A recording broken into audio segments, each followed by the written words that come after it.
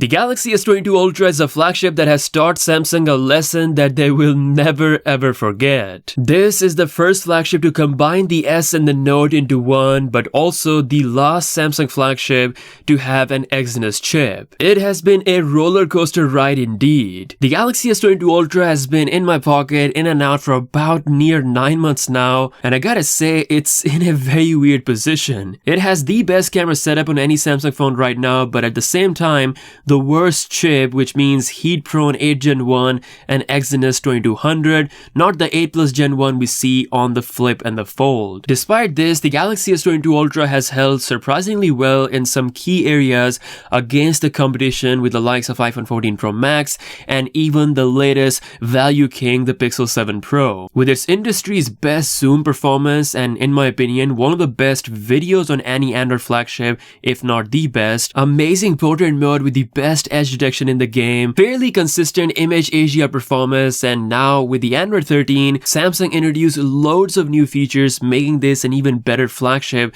than it was when it came out. And let's not forget, most importantly, this phone gave Samsung a proper position to settle when it comes to the design. Yes, this is the same design that they're gonna continue for their next year's flagship because this is that good. If you put this next to any phone on the market, it just looks so much better.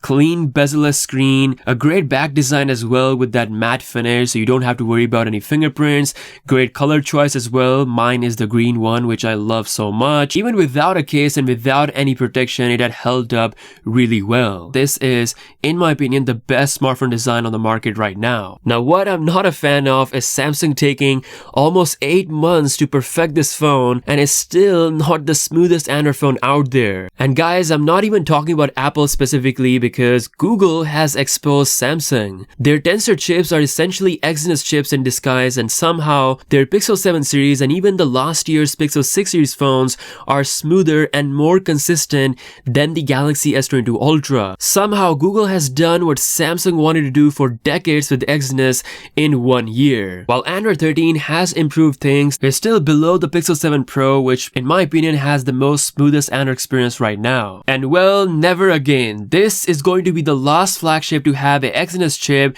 and of course a Samsung-made Qualcomm chip. It took years of criticism and a big fat ban from Geekbench and GOS controversy to finally make Samsung realize that they should take a step back and let Qualcomm handle the things for the Galaxy S23 series. Well, that is great. The damage is done to this year's release. Now, if you're not a gamer and you can look past the occasional hiccups and a bit of a frame jumping animation, then this is still going to be probably the most feature-packed Android experience you can get right now on any phone out there. The One UI 5.0 is just on a different level when it comes to features. The things you can do here is just not possible on other phones. The DeX capability, the world of good lock apps, the lock screen customization, being able to swiftly enter into split screen mode, a proper pro camera app to take raw photos, being able to pause and switch camera while shooting videos. It's got a built-in Magic Eraser feature like Google, and let's not forget the only S Pen flagship on the market. Even though I don't use it consistently, it's still handy at times. Like I said, it's the most feature-packed phone on the market with a cost of bit of an inconsistent performance.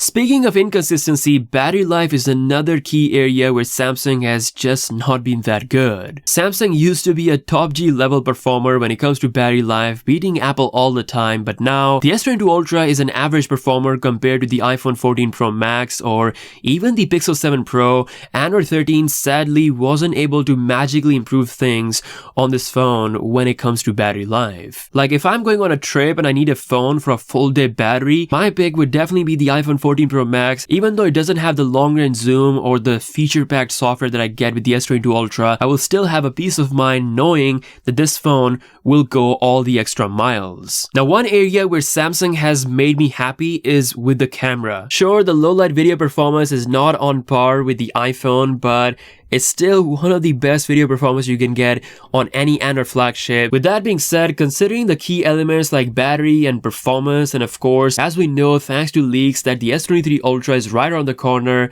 it is very hard to recommend anyone to go for the S22 Ultra right now. So hold on to your cash and wait for the Galaxy S23 Ultra coming in about 2.5 months time. This is possibly going to be one of those scenarios where a year later upgrade is going to be worth it, and I'm very confident that Samsung will offer excellent pre-order deals and trade-ins for the current Galaxy S22 Ultra users so they can upgrade to the Galaxy they deserve, especially the UK and European customers who own the Exynos 2200 models. But if you're someone who can't wait till the Galaxy S23 series and you're not into Samsung's foldable phones because of budget or whatever reason, then the market has a new smooth Android king that offers a pretty great package of value and features.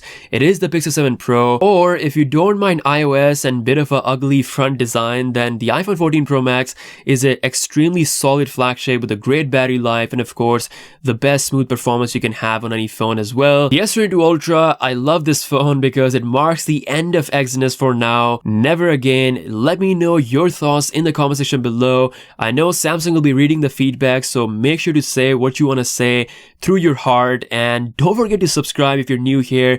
With that being said, I'll see you guys later. Peace out.